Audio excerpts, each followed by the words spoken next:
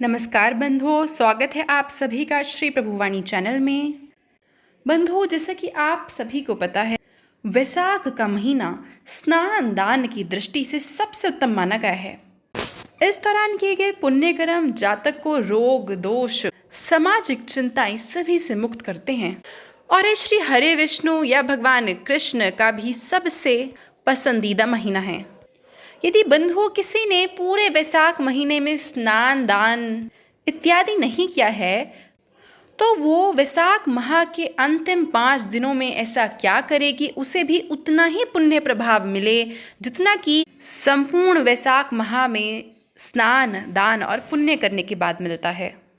तो बंधुओं, जानते हैं पहला उपाय।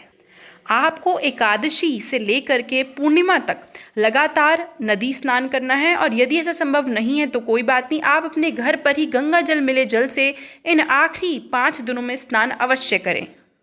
आप गंगा जल के साथ साथ सफ़ेद तिल डालकर स्नान करें। तो बंधुओं, 8 मई 2025 से लेकर 12 मई 2025 तक आपको 5 दिन स्नान करना है।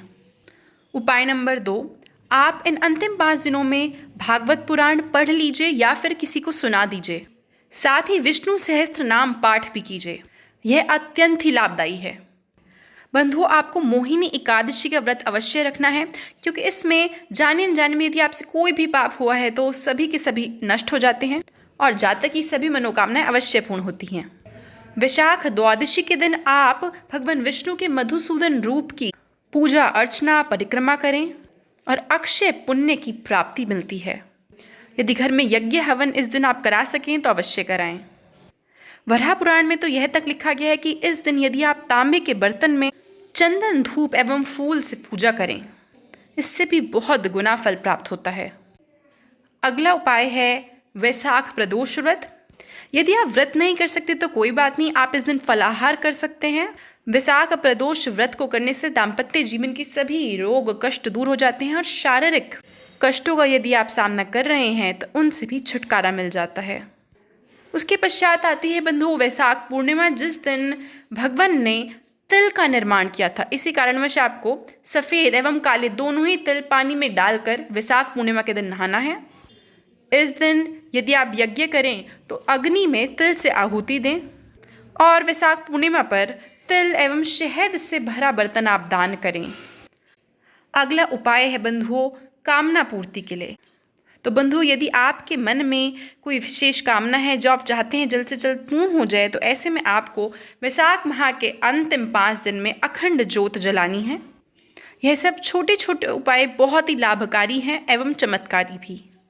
वैसाख माह में किए गए इन सभी पुण्य कार्यों से आपको पितृदोष से भी मुक्ति मिलेगी। आइए अब जान लेते हैं बंधुओं, यदि इन अंतिम 5 दिनों में साधक स्नान दान पूजा के अलावा व्रत का नियम लेना चाहते हैं तो वो किस प्रकार से होगा। इस व्रत में वह एक समय भोजन कर सकते हैं जिसमें आपको पूरे दिन में नमक एक ही बार खाना है और आपको सूर्यास्त के बाद कुछ नहीं खाना है। अब बंधुओं के मन में यह सवाल आएगा कि इन आखिरी 5 दिनों में एकादशी भी पड़ेगी और उस दौरान हम खाना तो नहीं खा सकते, चाहे वो एक समय क्यों ना हो। तो बंधुओं, इस दिन आप फलाहार कर लीजिए, बाकी के जो अन्य दिन हैं उनमें आप एक समय भोजन लीजिए। तो यह थी बंधुओं कि कैसे आपको वैसाख महीने के अंतिम 5 दिनों में स्नान दान पूजा तर्पण इत्यादि करना है जिससे कि आपको उतना ही पुण्य प्रभाव मिल सके जितना कि संपूर्ण वैसाख माह किए जाने पर मिलता है। आशा करती हूँ वीडियो आपको बहुत पसंद आई होगी। वीडियो देखने के लिए आपका बहुत बहुत आभार।